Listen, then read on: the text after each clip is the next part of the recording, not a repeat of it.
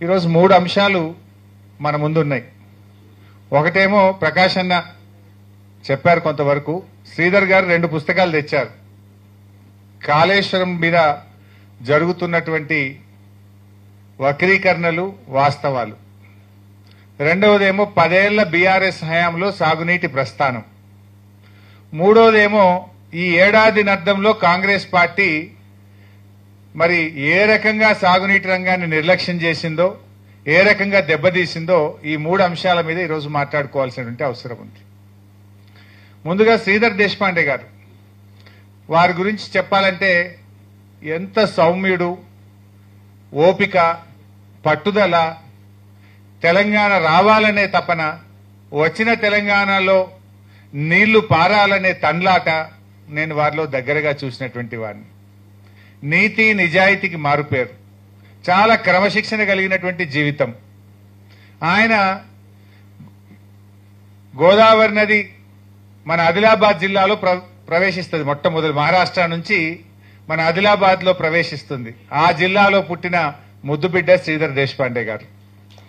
So Deshpande గారు తెచ్చిన 2 పుస్తకాలు కూడా చాలా కీలక దశలో, ఒకవైపు ఎన్డీఎస్ఏ రిపోర్ట్ వచ్చి, ఒకవైపు విజిలెన్స్ రిపోర్ట్ వచ్చి, ఒకవైపు జస్టిస్ ఘోష్ కమిషన్ ముందు కొంతమంది ఉద్దేశపూర్వకంగా రాజకీయమైనటువంటి మాటలు చెప్తూ బయట రాజకీయ ప్రసంగాలు చేస్తున్నటువంటి సమయంలో ఇవాళ నిజాలను బయటపెట్టినారు. నిజంగా ఈ పుస్తకంలో ఏమాత్రం రాజకీయం లేదు. నేను ఆ పుస్తకాన్ని 2 సార్లు చదివాను. ముందు మాట రాసేటప్పుడు చదివాను, ఈ రోజు ఉదయం నుంచి మళ్లీ చదివాను. నీళ్ల మంత్రిగా పనిచేసిన వ్యక్తిగా ఆ పుస్తకంలో 100% నిజాలు, వాస్తవాలు మాత్రమే ఉన్నాయి. ఏ ఒక్కటి కూడా ఉద్దేశపూర్వకంగా రాసిందో, ఏ ఒక్క అవాస్తవమో లేదు. నిజంగా ఈరోజు రాష్ట్ర ప్రజల ముందు ఒక అబద్దాన్ని 100 సార్లు చెప్తే నిజమైద్దన్నట్టు ఈనాటి రాష్ట్ర ప్రభుత్వం గోబల్స్ ప్రచారానికి పాల్పడతా ఉన్నది. ఒక సామెత ఉంటుంది, అబద్దం నిజం గడప దాటక ముందే అబద్దం ఊరంతా చుట్టొచ్చిందట. ఆ నానుడికి విరుద్ధంగా ఇంకా అంతకంటే ఘోరంగా నిజం గడప దాటడం కాదు, అబద్దాన్ని ఆ గడపలోనే పెట్టి తాళం వేసి, ఈరోజు నిజాన్ని గడపలోనే పెట్టి తాళం వేసి అబద్దానికి రెక్కలు దొడిగి వాళ్ళు ఇవాళ ఎగిరేసినటువంటి ప్రయత్నం చేస్తా ఉంది నేటి ప్రభుత్వం, నేటి పాలకులు. అంటే వాస్తవాలను దాచిపెట్టే ప్రయత్నం చేస్తున్నారు. కానీ వాటన్నిటినీ కూడా ఇలా కుండబద్దలు కొట్టినట్టు దేశపాండే గారు ఒక అద్భుతమైనటువంటి సమాధానం ఇచ్చారు. సో ఈ 3 అంశాలను కూడా నేను మాట్లాడే ప్రయత్నం చేస్తాను. ముందుగా కాళేశ్వరం ప్రాజెక్టు. ఇలా ఈ కాళేశ్వరం ప్రాజెక్టు విషయంలో రేవంత్ రెడ్డి గారు, ఈ కాంగ్రెస్ ప్రభుత్వం కుట్ర ఎట్లుందంటే, కేసీఆర్ గారు చేసిన మంచి పనులను నిలబెడితే, వారి మంచి పనిని కొనసాగిస్తే చరిత్ర పుటల్లో కేసీఆర్ గారు నిలిచిపోతారు అనేటువంటి ఒక దుగ్ధతో, రాజకీయంతో ఈరోజు రైతుల ప్రయోజనాలు, రాష్ట్ర ప్రయోజనాలను బలిపెట్టైనా సరే తన రాజకీయ లబ్ధి తనకు ముఖ్యం, రాజకీయంగా లబ్ధి పొందాలనేటువంటి ఇవాళ ప్రయత్నం రేవంత్ రెడ్డి గారు ప్రభుత్వం చేస్తా ఉంది. నాయకుడు అనేవాడు ఎప్పుడైనా రాజకీయం కంటే రాష్ట్ర ప్రయోజనాలు ముఖ్యం. రాష్ట్రం కోసం ఒక నాయకుడు పనిచేయాలి, ఆ నాయకుడే నిజమైన నాయకుడు అవుతాడు. ఇలా కేసీఆర్ గారు చేసిన ప్రతి పని కూడా సాగునీటి రంగంలో 100 ఏళ్ల ముందుకు ఆలోచించి ఆయన నిర్ణయాలు తీసుకున్నారు. అందులో ఇలా దేశపాండే కూడా రాశారు, 3 టీఎంసీలు ఎందుకు పెట్టిండ్రు, 3rd టీఎంసీ ఎందుకు పెట్టిండ్రు అన్నారు. మన గోదావరి నదీ జలాల్లో మన రైట్ ఎస్టాబ్లిష్ చేసుకోవడానికి. రేపు ఒక 50 ఏళ్ల తర్వాత నీళ్ల కరువు వస్తే ఆ వరద దినాలు తగ్గినప్పుడు కూడా నీళ్లు లాక్కొని మన రిజర్వాయర్లలో నిలుపుకోవడం కోసం దూరదృష్టితో 3వ టీఎంసీ పెట్టారు. ఇప్పుడు నాగార్జున సాగర్, శ్రీశైలం కట్టినాడు, ప్రతి సంవత్సరం వరదలు వస్తుండే. పైన కర్ణాటక ఆల్మట్టి కట్టి, వాళ్ళు భీమా కట్టి, ప్రాజెక్టులన్నీ కూడా కట్టిన తర్వాత, తుంగభద్ర కట్టిన తర్వాత ఇవాళ వరద తగ్గింది. వాళ్ళకి నిండా నీళ్లు అయిన తర్వాత కానీ శ్రీశైలంకి నీళ్లు వస్తలేవు. ఎస్ఆర్ఎస్పీ కట్టినప్పుడు కూడా బ్రహ్మాండంగా గోదావరిలో నీళ్లు వస్తుండే. మీద మహారాష్ట్ర బ్యారేజీలు కట్టి ప్రాజెక్టులు కడితే ఇవాళ ప్రతి 2-3 సంవత్సరాలకు ఎస్ఆర్ఎస్పీలో కరువు వస్తా ఉంది. ఇలాంటివన్నీ కూడా దృష్టిలో పెట్టుకొని రేపు 100 ఏళ్ల తర్వాత కూడా నా తెలంగాణ నీళ్ల కోసం ఇబ్బంది పడొద్దని దూరదృష్టితో ఆలోచించినటువంటి నాయకుడు ఈరోజు కేసీఆర్ గారు. కానీ రాజకీయం కోసం కేసీఆర్ కు పేరు రావద్దని ఒక రాజకీయమైనటువంటి కుట్రతోని రేవంత్ రెడ్డి గారు ఆ ప్రాజెక్టులను కొట్టుకుపోవాలని, పడావు పెట్టాలని, రైతులేమైనా సరే, రాష్ట్రం ఏమైనా సరే తనకు రాజకీయం ముఖ్యమనే విధంగా ఇవాళ రేవంత్ రెడ్డి గారు వ్యవహరిస్తా ఉన్నారు. ఇవాళ దీన్ని మనం అర్థం చేసుకోవాల్సినటువంటి అవసరం ఉంది. ముఖ్యంగా చాలా విషయాలు మన మిత్రులందరూ కూడా మాట్లాడారు. చెప్పిన విషయాల్లోకి పోకుండా చెప్పే ప్రయత్నం చేస్తాం. ఇవాళ దేశపాండే గారు కూడా రాశారు, తమ్మిడిహట్టి దగ్గర నుంచి ఎందుకు రీడిజైన్ చేశారు, అసలు ఎందుకు ఈ ప్రాజెక్టును మేడిగడ్డకు తీసుకుపోయారు అనేటువంటి విషయం పదే పదే ఈ మధ్య మనం చూస్తా ఉన్నాం. ఒకడంటాడు కాంట్రాక్టర్ల కోసమని, ఇంకొకడు అంటాడు కమిషన్ల కోసమని. వాస్తవానికి 2007లో వైఎస్ రాజశేఖర రెడ్డి గారి ప్రభుత్వం ప్రాణహిత చెరువులకు శంకుస్థాపన చేసినారు. తమ్మిడిహట్టి దగ్గర బ్యారేజ్ కట్టి నీళ్లు తీసుకోవాలని నిర్ణయించారు. మరి 7 సంవత్సరాలు కూడా మహారాష్ట్రలో కాంగ్రెస్, మన రాష్ట్రంలో కాంగ్రెస్, ఢిల్లీలో కేంద్ర ప్రభుత్వం కాంగ్రెస్, 3 చోట్ల కాంగ్రెస్ ప్రభుత్వం ఉన్నా తమ్మిడిహట్టి దగ్గర బ్యారేజీకి అంతర్రాష్ట్ర ఒప్పందం జరగలేదు. మరి దానికి ఒక్క అడుగు కూడా ముందుకు పడలే. ఆ రోజు ఏం చేసిండ్రు వాళ్ళు, అసలు తమ్మిడిహట్టి దగ్గర పని స్టార్ట్ చేయలే. హెడ్ వదిలి టైల్ దగ్గర ఎక్కడెక్కడో పోయి సొరంగాల దవ్వుడు, కాలువల దవ్వుడు, మొబిలైజేషన్ అడ్వాన్స్ పేరు మీద వేల కోట్ల రూపాయల బిల్లులు ఎత్తిండ్రు. పని చేయకుండానే సర్వే మొబిలైజేషన్ అడ్వాన్స్ల పేరు మీద 2700 కోట్ల రూపాయలు బందికొక్కుల్లాగా దోచుకున్నటువంటి ప్రభుత్వం ఆనాటి కాంగ్రెస్ ప్రభుత్వం. అసలు తమ్మిడిహట్టి దగ్గర అగ్రిమెంట్ లేదు. బీఆర్ఎస్ వచ్చింది, తెలంగాణ వచ్చింది, కేసీఆర్ గారు ఆదేశించారు. వెంటనే మహారాష్ట్ర బొల్లివంటే మా శ్రీధర్ దేశపాండే గారు, నేను, మన నీటిపారుదల శాఖ సలహాదారులు పెద్దలు విద్యాసాగర్ రావు గారు, మేమందరం ఢిల్లీ, ముంబైకి వెళ్ళాం. ఆ రోజు అక్కడ కాంగ్రెస్ ప్రభుత్వం ఉండే. ముషర్రాఫ్ అని అక్కడ నీటిపారుదల శాఖ మంత్రిగా ఉండేవారు. మేము వెళ్లి కలిస్తే మేము ఒప్పుకునే ప్రశ్నే లేదు. 7 ఏళ్లు గత కాంగ్రెస్ ప్రభుత్వం మీ రాష్ట్రం అడిగితేనే ఒప్పుకోలేదు, ఇప్పుడెట్లా ఒప్పుకుంటాం, మాకు 6 నెలలు అయితే ఎలక్షన్ ఉంది, సవాలే లేదు పో అన్నారు. అప్పుడు కాంగ్రెసే, ముషర్రాఫ్ అని నీటిపారుదల మంత్రి. తర్వాత ఎలక్షన్ అయింది, మళ్ళీ బీజేపీ గవర్నమెంట్ వచ్చింది, మళ్ళీ పోయినాం. మళ్ళీ పోయి మాట్లాడితే మేము ఈ ప్రాజెక్టు వ్యతిరేకంగా ఉద్యమాలు చేసినాం, పోరాటాలు చేసినాం, మేము ఒప్పుకునే ప్రశ్నే లేదన్నారు. స్వయంగా కేసీఆర్ గారు తన జన్మదినం ఫిబ్రవరి 17, 2005 తన బర్త్డేను కూడా వదిలిపెట్టుకొని నాకు తెలంగాణకు నీళ్లొచ్చుడే నా నిజమైన జన్మదినం అనుకొని ఆయన మహారాష్ట్రకు వచ్చి అక్కడ ముఖ్యమంత్రి గారిని కలిశారు. హీ ప్లీడెడ్ లైక్ ఎనీథింగ్, మాకు మీతో పంచాయతీ లేదు, గత ప్రభుత్వాలు కొట్లాడినట్టు గిల్లి కజ్జాలు పెట్టుకోం, బాబ్లీ గొడవలు పెట్టుకోం, కలిసి ఉందాం, మాకు నీళ్లు కావాలని అన్ని రకాలుగా ఒప్పించి మెప్పించే ప్రయత్నం చేశారు. అయినా వాళ్ళు ససేమిరా అన్నారు. ఇంకా ప్రయత్నం కొనసాగుతూనే ఉండే. దానికి సాక్ష్యం ఆనాడు మన తెలంగాణ ముద్దుబిడ్డ మహారాష్ట్ర గవర్నర్ ఆర్ విద్యాసాగర్ రావు గారు, సిహెచ్ విద్యాసాగర్ రావు గారు, వారి ముందే గంటల కొద్దీ కేసీఆర్ గారు మహారాష్ట్ర ముఖ్యమంత్రి గారిని, మహారాష్ట్ర ఇంజనీర్లను మా ప్రాజెక్టు యొక్క, మా ప్రజల కష్టాలు, రైతుల ఆత్మహత్యలు, తెలంగాణ ఉద్యమం గురించి చెప్పి అనేక రకాలుగా ప్రయత్నం చేసినారు. అయినా ఆ రోజు వాళ్ళు ఒప్పుకోలే. కానీ వాళ్ళు దేశపాండే గారి బుక్ లో కూడా చెప్పారు, ఒకసారి బుక్ ఇయ్యారన్న ఒకటి, దేశపాండే గారి బుక్ లో కూడా చెప్పారు, చాలా స్పష్టంగా చెప్పిండ్రు. అంతలో ఏం జరిగిందంటే మార్చి 2005, అదేవిధంగా ఏప్రిల్ 2005 ఈ బుక్ లో ఆ లెటర్లు కూడా పెట్టారు.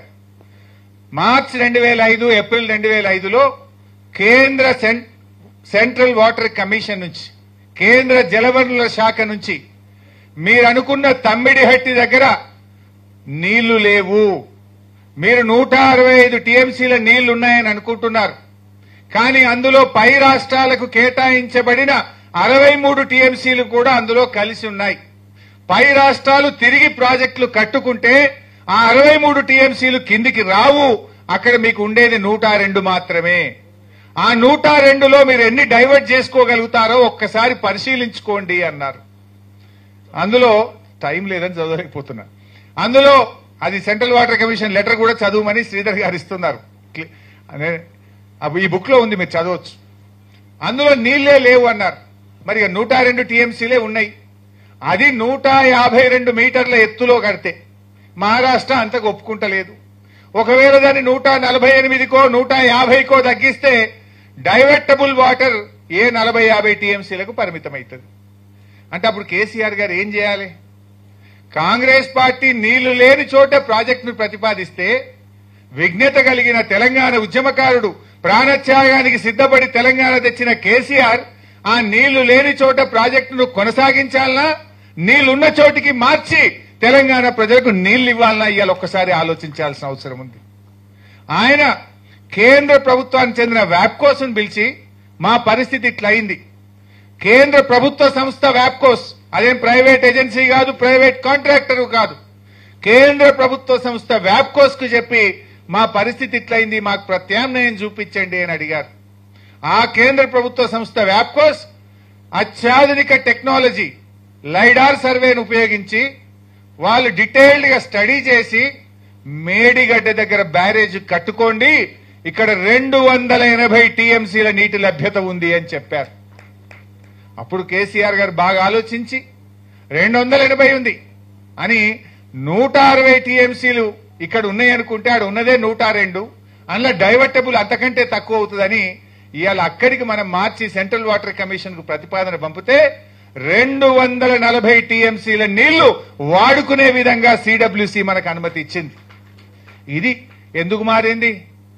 ఇప్పుడు ఎవడన్నా అఖల్మన్ కు ఇషారా కాఫీ అన్నట్టు ఏదో గుడ్డెది చేర్ల పడ్డట్టు దున్నపోనిందంటే దుడ్డని కట్టేయమన్నట్టు రాజకీయంగా విమర్శలే తప్ప నిజాలు తెలుసుకొని మాట్లాడతలేరు. ఈ బుక్ లో చాలా స్పష్టంగా సెంట్రల్ వాటర్ కమిషన్ లెటర్ ను కూడా దేశపాండే గారు పెట్టారు. తమ్మిడిహట్టి నుంచి ఎందుకు మేడిగడ్డకు మార్చినామంటే నీళ్లు లేవని మనం చెప్పలే, కేంద్ర ప్రభుత్వం చెప్తే మార్చడం జరిగింది. నంబర్ 1. ఇంకా కొంతమంది మూర్ఖులు గ్రావిటీ ద్వారా నీళ్లు వస్తుండే, గ్రావిటీ ద్వారా వస్తుంటే ఉత్తగా లిఫ్ట్ పెట్టిండు కరెంట్ బిల్లు పెరిగిందని మాట్లాడుతుంటారు.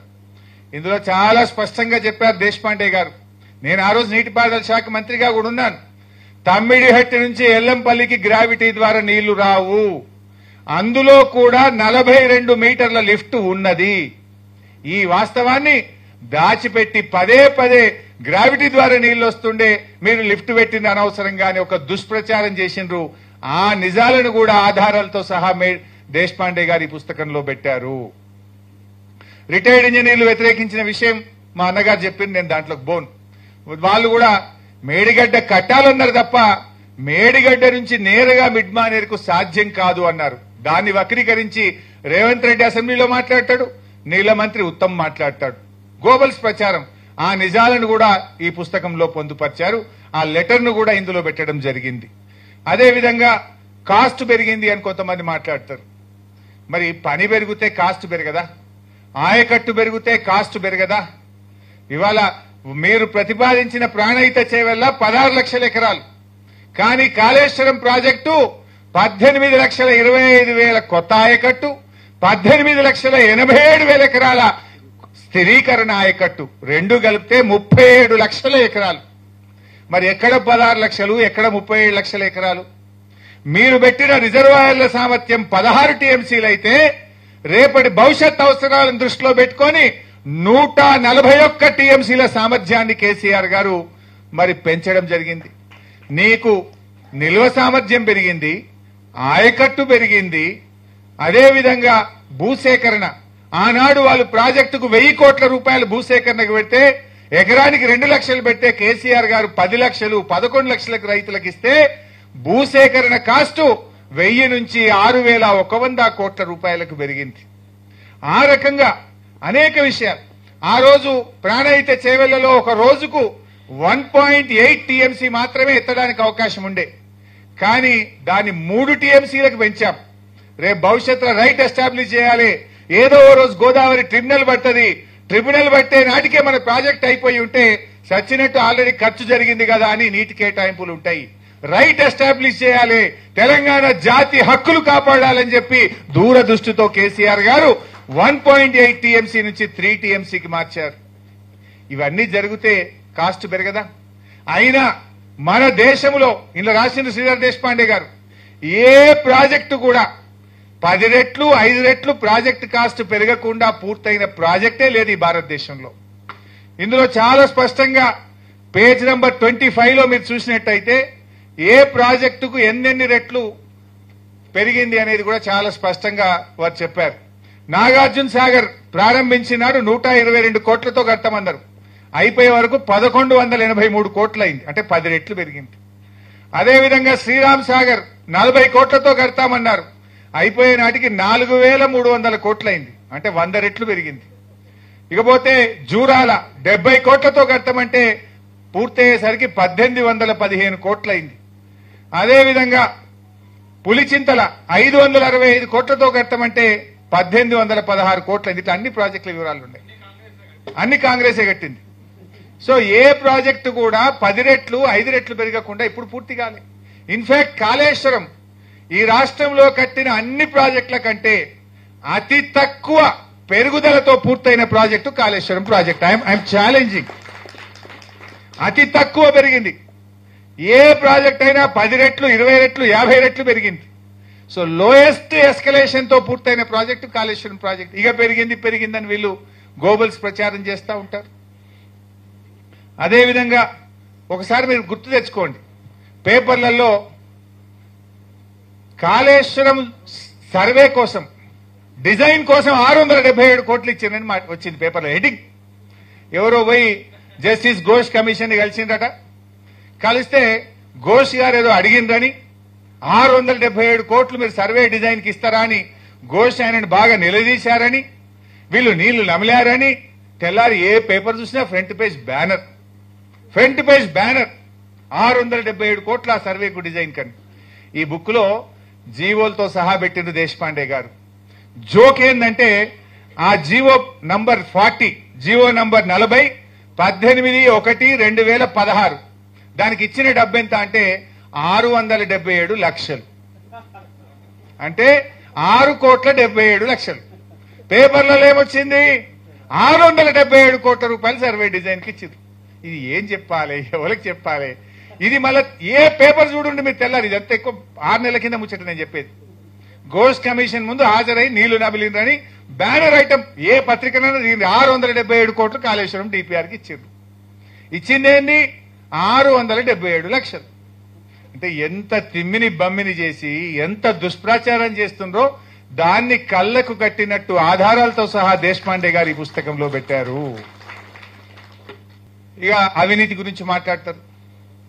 ప్రాణహిత చేవెలలో ఇందాకే చెప్పాను, ప్రాణహిత చేవెలలో 7 ఏళ్లు కాంగ్రెస్ పార్టీ అధికారంలో ఉంటే పనిచేసింది తక్కువ, సర్వే మొబిలైజేషన్ అడ్వాన్స్ల మీద బిల్లులు లేపింది ఎక్కువ. 2600 కోట్లు తట్టెడు మట్టెత్తకుండా రూపాయి పనిచేయకుండా టెండర్లు పిలిచి అడ్వాన్స్లు ఇచ్చిండ్రు కాంట్రాక్టర్లకు 2300 కోట్లు. వీళ్ళు ఈ దుర్మార్గులు ఇవాళ బీఆర్ఎస్ ని పట్టుకొని ఇవాళ అవినీతి అవినీతి అని మాట్లాడతారు. ఎట్లుండదంటే ఏదో గొంగట్లో కూర్చొని ఏదో ఎంటికలు ఏరుకున్నట్టున్నది కాంగ్రెస్ వాళ్ళ కథ. అవినీతికి కేర్ ఆఫ్ అడ్రస్ కాంగ్రెస్. కానీ ఇవాళ వాళ్ళు ఒక మంచి పని జరిగితే ప్రజల్లో బీఆర్ఎస్ కు మంచి పేరు వస్తుందని ఒక దుష్ప్రచారానికి వాళ్ళు ఒడిగొడుతున్నటువంటి పరిస్థితి కూడా మనం చూస్తున్నాం. నది లేని చోట రిజర్వాయర్లు కడతారా అని మాట్లాడింది. మన మల్లన్న సాగర్ కడితే నది లేని చోట రిజర్వాయర్లు కడతారా, ఇది ఎక్కడన్నా ఉందా ప్రపంచంలో అని కూడా మాట్లాడు, పేపర్లలో చూడు, ప్రజల మైండ్ ఖరాబ్ చేసుడు. ఎక్కడనో కాదు, మన ఉమ్మడి ఆంధ్రప్రదేశ్ లోనే కండలేరు ప్రాజెక్టులు నది లేని చోట 68 టీఎంసీలతో కట్టారు. గోరకల్లు ప్రాజెక్టు 10 టీఎంసీలతో ఉంది. వెలిగొండ 41 టీఎంసీలతో ఉంది. వెలిగోడు 17 టీఎంసీలతో ఉంది. ఆ బ్రహ్మంగారి మఠం 17 టీఎంసీలతో ఉంది. అవన్నీ వదిలిపెట్టండి. నిర్ణయాలు చంద్రబాబు నాయుడు మళ్ళీ కొత్త కథ పెట్టిండు, మన తెలంగాణకు అన్యాయం చేసేది. మీరందరూ కూడా చూస్తున్నారు. గోదావరి బంకచెర్ల లింక్ అని స్టార్ట్ చేసిండు. ఇక కృష్ణా నీళ్లు ఎత్తుకపోయినాం, ఇక గోదావరి నీళ్లు ఎత్తుకపోతామని స్టార్ట్ చేసిండ్రు. ఆ గోదావరి బంకచెర్ల ప్రాజెక్ట్ లో భాగంగా నది లేనటువంటి చోట ఇవాళ బొల్లంపల్లి రిజర్వాయర్ 150 టీఎంసీలతో కట్టడానికి ఇలా ఆంధ్రప్రదేశ్ రూపకల్పన చేసింది. ఏ నది లేదు. ఇందాక నేను చెప్పినేమో ఆల్రెడీ కట్టిండ్రు. ఇప్పుడు బంకచెర్ల గోదావరి లింకులో 150 టీఎంసీలతో నది లేని చోట రిజర్వాయర్ కట్టి వరద ఉన్నప్పుడు నీళ్లు నింపి పెట్టుకోవడానికి ఇలా ఆంధ్రప్రదేశ్ మళ్ళా తయారు చేస్తా ఉంది. ఇక మనోళ్ళేమో కేసీఆర్ గారేమో దూరదృష్టితోని తెలంగాణకు రేపు హైదరాబాద్ దగ్గరుంటది, పారిశ్రామిక అవసరాలుంటాయి, హైదరాబాద్ పెరుగుతుంది, రేపు త్రాగునీరు అవసరమని ఒక 50 టీఎంసీల రిజర్వాయర్ కట్టిండు. నిజానికి నేను ఆ జిల్లా మంత్రిని, నేను 1-2 సార్లు మాట్లాడినా, సార్ ల్యాండ్ ఎక్విజిషన్ బాగా ఇబ్బంది అవుతుంది, రైతులతో ప్రెజర్ వస్తుందంటే వారు ఒక మాట అన్నారు, హరీష్ కొద్దిమంది కుటుంబాలు నష్టపోతాయేమో, ఇప్పుడు కొద్దిగా కష్టమైతుందేమో, కానీ రేపటి లక్షల వేల కుటుంబాలు బతుకుతాయి, రేపటి తెలంగాణకు ఇది జీవధార అవుతుంది, మల్ల గట్టలేము, కష్టమైనా సరే రేపు మనం రాజకీయాలు శాశ్వతం కాదు, ప్రజలు శాశ్వతం, నీళ్లు శాశ్వతం, ఇది హైదరాబాద్ దగ్గరగా ఉంది, 50 టీఎంసీల రిజర్వాయర్ కట్టాలని చెప్పి పట్టుబట్టి ఆయన గారు ఆ రిజర్వాయర్ ని కట్టించారు. ఇలా అదే వరమైంది కదా. ఇవాళ రేవంత్ రెడ్డి ఇంతకన్నా ఎగురుతుండు, ఏమెగురుతుండు? కాళేశ్వరం కూలిందని ఒక దిక్కు అంటాడు, మల్లన్న సాగర్ నుంచి హైదరాబాద్ కు 20 టీఎంసీల నీళ్లు తెస్తా అని 6,000 కోట్లతో టెండర్లు పిలిచిండు. మరి కాళేశ్వరమే కూల్తే నువ్వు మల్లన్న సాగర్కి వెళ్ళి 20 టీఎంసీల నీళ్లు ఈ హైదరాబాద్ కు మంచి నీళ్లు మూసి శుద్ధి చేయడానికి ఎక్కడి నుంచి తెస్తావో సమాధానం చెప్పాలి మిస్టర్ రేవంత్ రెడ్డి. అంటే వాళ్ళు చెప్పేది అబద్ధం. ఆయనకు తెలుసు కాళేశ్వరం ఉందని. మల్లన్న సాగర్ కాళేశ్వరంలో భాగం కాదా? మల్లన్న సాగర్ కాళేశ్వరంలో అంతర్భాగం. అది ఉంది కనుకనే ఇవాళ ఆనాడు కేసీఆర్ దూరదృష్టితో కట్టిండి కనుకనే నువ్వు ఇవాళ హైదరాబాద్కి 20 టీఎంసీలు తెస్తా అంటున్నావు. అది కట్టకపోతే ఆ నీళ్లు వచ్చినాయి. ఇవాళ మనం ఆలోచించాల్సిన అవసరం ఉంది. అంటే కేసీఆర్ రాజకీయాలు ఆలోచించలే, కేసీఆర్ తెలంగాణ భవిష్యత్తును ఆలోచించిండు, భవిష్యత్ తరాల బతుకుదెరువు గురించి ఆలోచించి ఆనాడు ప్రాజెక్టులు రూపకల్పన చేయడం జరిగింది. సో ఈ రకంగా మనం చేశాం. మరి ఇంకా నిన్నెక్కడ ఉత్తమ్ కుమార్ రెడ్డి మాట్లాడిండు, ఎంత జోక్ అంటే ఇవన్నీ కాళేశ్వరంయే. ఉత్తమ్ కుమార్ రెడ్డి మాట్లాడుతూ ఇందాక ప్రకాష్ అయినా కూడా చెప్పిండు, ఎవడన్నా ఇసుక మీద కట్టడా అన్నట్టు ఉత్తమ్ కుమార్ రెడ్డి అంటాడు, ఈ దేశంలో గాని ప్రపంచంలో గాని ఎక్కడన్నా బ్యారేజీలు కడితే 2 టీఎంసీలు 3 టీఎంసీల కంటే ఎక్కువ నిల్వ సామర్థ్యం ఉండదు అని మాట్లాడిండు. మరి ఆయన అయితే చదువుకున్నోడే, విజ్ఞుడే, విజ్ఞానవంతుడే, కానీ ఆయన కూడా అవివేకంతో, అజ్ఞానంతో లేదా రాజకీయ దురుద్దేశంతో తప్పుడు మాటలు మాట్లాడుతున్నాడు. 2 టీఎంసీలు 3 టీఎంసీల కంటే బ్యారేజే లేదట. మన దేశంలోనే గంగా నది మీద ఫరక్కా బ్యారేజ్ 30 టీఎంసీల సామర్థ్యంతో ఉన్నది. దాని డెడ్ స్టోరేజ్ 7 టీఎంసీలు ఉంటుంది ఫరక్కా బ్యారేజ్ లో. వీళ్ళంటారు మేడిగడ్డ, అన్నారం, సుందిల్లా 7 టీఎంసీలు 6 టీఎంసీలు కెపాసిటీని ఎట్లా కడతారు? 2-3 కంటే ఎక్కువ ఉండదు అన్నారు. ఇవాళ చూస్తే ఒక్కటి కాదు, అస్సాంలో సంకోష్ బ్యారేజ్ 15 టీఎంసీల సామర్థ్యం. అదేవిధంగా వెస్ట్ బెంగాల్లో దుర్గాపూర్ బ్యారేజ్ 20 టీఎంసీల సామర్థ్యం. అదేవిధంగా ఉత్తరాఖండ్ లో తెహ్రీ బ్యారేజ్ 11 టీఎంసీలు, ఉత్తరప్రదేశ్ లో గంగా బ్యారేజ్ 13 టీఎంసీలు. ఇట్లా ఎన్నో బ్యారేజీలు ఉన్నాయి. కానీ రాజకీయాల కోసం ఈయన మాట్లాడుతుంటాడు ఉత్తమ్ కుమార్ రెడ్డి, 2 టీఎంసీల కంటే ఎక్కువ బ్యారేజే లేదట ప్రపంచంలో. ఇప్పటికైనా సోయి తెచ్చుకో, ఆ అజ్ఞానంతో మాట్లాడి విలువ తీసుకోవద్దని చెప్పి కూడా నేను ఆయనకి హితవు పలుకుతా ఉన్నాను. సో ఇలాంటి విషయాలను శ్రీధర్ గారి పుస్తకంలో చెప్పారు. అంటే విమర్శకులకు మూతోడ్ జవాబ్, ఈట్ కా జవాబ్ పత్తర్ సే దియే అన్నట్టు తన అద్భుతమైనటువంటి రచనతో ఇవాళ కాళేశ్వరం మీద విమర్శకులకు సరి అయినటువంటి సమాధానాన్ని, ధీటైనటువంటి సమాధానాన్ని అందించారు. ఎవడన్నా ఎక్కువ తక్కువ మాట్లాడితే పుస్తకం ఇచ్చి చదువుకొని రారా భయం చెప్పాలి అంతేగా. ఈ చదువుకొని వచ్చినాక కాళేశ్వరం గురించి మాట్లాడడానికి వాడు మళ్ళీ మాట్లాడాడుగా. చాలా సార్లు నేను సవాల్ కూడా వేసినాం, బహిరంగ చర్చకు రెడీ పోయి నేను వస్తా అంటే ఎవరు రారు. ఎందుకంటే మన దగ్గర సమాధానం ఉంది, నిజాయితీ ఉన్నది, మనం చేసిన పనిలో చిత్తశుద్ధి ఉన్నది కనుక వీళ్ళెవరు కూడా ముందుకు వచ్చేటువంటి పరిస్థితి ఈ రోజు మనకు కనబడతలేదు.